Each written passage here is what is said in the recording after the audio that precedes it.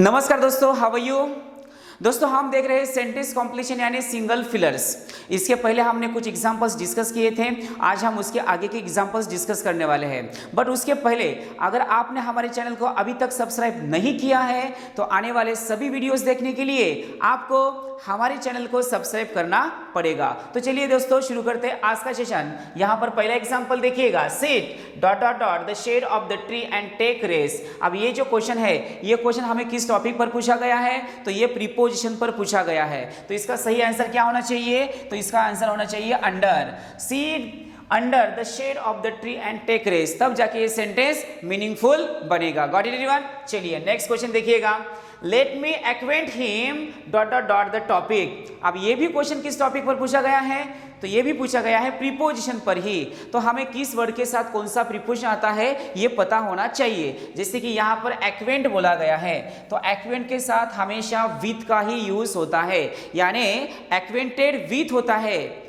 या acquaint with होता है। तो ध्यान में रखिएगा, तो सही आंसर कौन सा होना चाहिए, तो बी होना चाहिए। Got it everyone. तो इस टाइप के हमें एग्जांपल्स पूछे जाएंगे, तो आपको ये पूरे के पूरे रूल्स या प्रीपोजिशन ध्यान में रखने पड़ेंगे। चलिए उसके बाद नेक्स्ट क्वेश्चन डिस्कस करते हैं। There was nothing he could do dot dot dot wait. अब ये जो क्वेश्चन है, ये क्वेश्चन हमें किस टॉपिक पर पूछा गया है, तो ये भी हमें पूछा गया है प्रीपोजिशन पर ही। तो देखिएगा दोस्तों, हमने इसके पहले कुछ कंसेप्ट क्लियर किए थे, उसमें हमने देखा था बिसाइड एंड बिसाइड्स। देखिएगा, बिसाइड का मतलब क्या होता है, के बगल में या के बाजू में, और बिसाइड्स का मतलब होता है उसके अलावा, उसके साथ साथ, यानी वो कंटेंट उसमें होता है। और यहाँ पर जो एक्सेप्ट है, इसका मीनिंग क्या होता है, उसको छोड़ के, उसके अलावा। तो यहाँ पर इसका सही आंसर कौन सा होना चाहिए, एक्सेप्ट होना चाहिए, तब जाके ये मीनिंगफुल बनेगा। तो ध्यान में रखिएगा। उसके बाद देखिएगा next question, but for the surgeon skill the patient dot dot dot died. अब ये जो क्वेश्चन है, ये क्वेश्चन हमें टेंस पर या मॉडल ऑक्सिलरी पर पूछा गया है। तो इसका सही आंसर क्या होना चाहिए, वुड हैव होना चाहिए, क्योंकि वुड हैव क्या करता है, एक फ्यूचर एक्शन जो है वो इंडिकेट करने का काम करता है। देयरफॉर इसका सही आंसर क्या होना चाहिए, तो बी होना चाहिए। उसके बाद नेक्स्ट क्वेश्चन देखिएगा, the passengers are cautioned dot dot dot pick pockets. आप यहाँ पर देखिएगा, ये जो क्वेश्चन है, ये क्वेश्चन हमें किस टॉपिक पर पूछा गया है, तो ये भी हमें पूछा गया है प्रीपोजिशन पर। तो कॉशन के साथ कौन सा प्रीपोजिशन आता है, तो कॉशन के साथ अगेंस्ट का यूज होता है, ध्यान में रखिएगा दोस्तों। इसलिए इसका सही आंसर कौन सा होना चाहिए, तो बी होना चाहिए, कॉशन अगेंस्ट होता है। उसके बाद देखिएगा next question, I prefer this book dot dot dot that. अब ये जो क्वेश्चन है, ये क्वेश्चन किस टॉपिक पर पूछा गया है, तो ये एडजेक्टिव पर पूछा गया है। दोस्तों इसके पहले भी हमने कुछ एग्जाम्पल इस टाइप के डिस्कस किए थे। तो ध्यान में आपको ध्यान में एक बात रखनी है कि जब भी हम प्रीपोजिशन के बारे में डिस्कस करते हैं, तो किस वर्ड के साथ कौन सा प्रीपोजिशन आना चाहिए ये हमें पता होना चाहिए। उसी टाइप में हमें एडजेक्टिव के बारे में जब डिस्कस करनी होती है, तब एडजेक्टिव जो होते हैं वो कैसे होते हैं, उसका फंक्शन क्या होता है, वो हमेशा किसके बारे में अधिक जानकारी देते हैं, तो नाउन के बारे में अधिक जानकारी देने का काम करते हैं। बट ऐसे कुछ प्रीपोजिशन होते हैं कि जिसके लास्ट में ओ आर आता है या ई आर आता है, वो पूरे के पूरे लैटिन से इंग्लिश में आए वाले वर्ड्स होते हैं। तो जब भी हम उसके साथ कंपैरिजन करते हैं, तो उसके साथ दैन का यूज बिल्कुल ही नहीं होता है। तो जब भी हम ओ आर वाले, जैसे कि ओ आर वाला कौन सा होता है, सीनियर होता है, जूनियर होता है, प्रायर होता है, सुपीरियर होता है। ई आर वाले कौन से होते हैं, एल्डर होता है, प्रीफर होता है, प्रीफरेबल होता है। इन सब के साथ TO2 का यूज होना चाहिए। तो यहां पर दैन का यूज नहीं होगा। इसका मतलब यहां पर प्रीफर बोला गया है, तो प्रीफर के साथ हमेशा क्या आता है, TO2 आता है। ध्यान में रखिएगा दोस्तों, यहां पर ये क्वेश्चन एडजेक्टिव पर पूछा गया है। उसके बाद देखिएगा next question, he is very keen dot dot dot going abroad for higher studies. यहाँ पर सही आंसर क्या होना चाहिए, तो ऑन आना चाहिए। तो इसका मतलब इसका सही आंसर डी होना चाहिए। Got it everyone.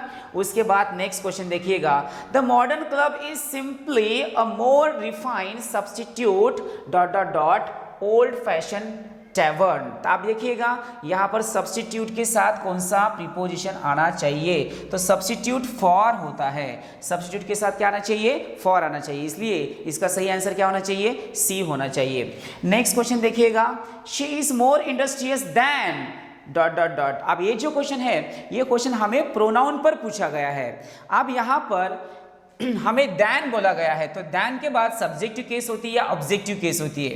तो देखिएगा दोस्तों, प्रोनाउन में हमने पढ़ा था सब्जेक्टिव केस होती है, ऑब्जेक्टिव होती है। जैसे कि आई जो होता है वो सब्जेक्टिव होता है और मी जो होता है वो ऑब्जेक्टिव होता है, वी जो होता है वो सब्जेक्टिव होता है, अस जो होता है वो ऑब्जेक्टिव होता है, दे जो होता है वो सब्जेक्टिव होता है, देम जो होता है वो ऑब्जेक्टिव होता है। उसी टाइप में ही का क्या होगा, हिम होगा, शी का क्या होगा, तो हर होगा। इस टाइप के जो क्वेश्चंस होते हैं ये प्रोनाउन पर पूछे जाते हैं। तो यहाँ पर देन के बाद आने वाला जो भी प्रोनाउन होता है वो हमेशा सब्जेक्टिव केस में ही यूज होना चाहिए। तो देन आई होना चाहिए, क्या होना चाहिए, देन आई, तब जाके ये मीनिंगफुल बनेगा। तो सही आंसर कौन सा होना चाहिए, बी होना चाहिए। उसके बाद नेक्स्ट क्वेश्चन देखिएगा, hundreds of people die dot dot dot malaria in villages. अब ये जो क्वेश्चन है ये क्वेश्चन हमें प्रीपोजिशन पर ही पूछा गया है। देखिएगा दोस्तों, यहां पर हमें मलेरिया बोला गया है।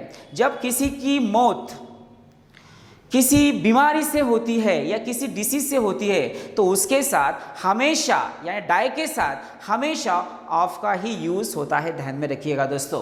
तो यहाँ पर डाई ऑफ मलेरिया होना चाहिए, क्या होना चाहिए, डाई ऑफ मलेरिया, ध्यान में रखिएगा।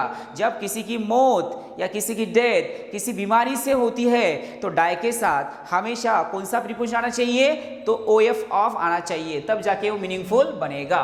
उसके बाद देखिएगा next question, the painter climb dot dot dot the ladder to paint the high wall of the building. अब ये जो क्वेश्चन है ये भी क्वेश्चन हमें प्रीपोजिशन पर ही पूछा गया है।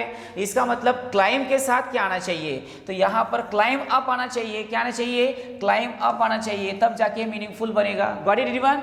चलिए उसके बाद नेक्स्ट क्वेश्चन देखिएगा, efforts to manage the price situation by stepping up production need to be made dot dot dot effective demand management।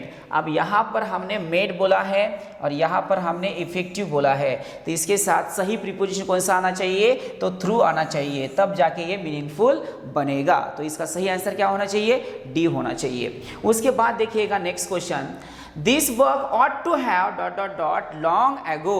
अब यहाँ पर हमें हैव का यूज करके दिया है, तो उसके साथ आप कौन सा सही आंसर होना चाहिए, तो यहाँ पर देखिएगा ये जो क्वेश्चन है ये क्वेश्चन हमें किस टॉपिक पर पूछा गया है, तो मॉडल ऑक्सिलरी पर पूछा गया है, मॉडल ऑक्सिलरी वर्ब पर पूछा गया है, ought to का यूज वहां पर हुआ है। तो इसका सही आंसर क्या होना चाहिए, हैव बीन आना चाहिए, क्योंकि ऑलरेडी हैव दिया है तो हैव बीन डन आना चाहिए। बाकी के कौन से ऑप्शन यहाँ पर फिट नहीं होते, इसलिए इसका सही आंसर सी होना चाहिए। Got it everyone.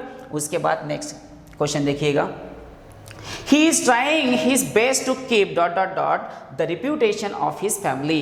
अब यहाँ पर keep के साथ क्या आना चाहिए, keep up आना चाहिए, क्या आना चाहिए, keep up, तब जाके ये मीनिंगफुल बनेगा। चलिए उसके बाद नेक्स्ट क्वेश्चन देखिएगा, dot dot dot adequate preemptive action to avoid this tragedy. अब ये जो क्वेश्चन है ये क्वेश्चन हमें टेंस पर ही पूछा गया है, तो इसका सही आंसर क्या होना चाहिए, देखिएगा दोस्तों, would you not be taking, would you have not taken, shall you not have taken, should you not have taken. तो इसका सही आंसर क्या होना चाहिए, बी आना चाहिए, तब जाके मीनिंगफुल बनेगा।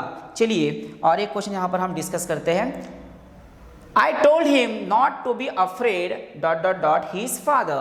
अब ये जो क्वेश्चन है ये क्वेश्चन हमें प्रीपोजिशन पर ही पूछा गया है, तो यहाँ पर एक ऐसा वर्ड है उसके साथ कौन सा प्रीपोजिशन लगना चाहिए हमें पूछा गया है, तो अफ्रेड है, तो अफ्रेड के साथ हमेशा ऑफ का ही यूज होता है, ध्यान में रखिएगा।